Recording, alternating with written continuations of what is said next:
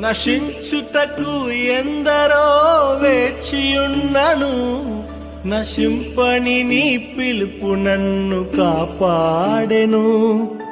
ద్రోహము నిందల మధ్యలో నే నడచినను, నీ నిర్మల హస్తము నన్ను భరించెను.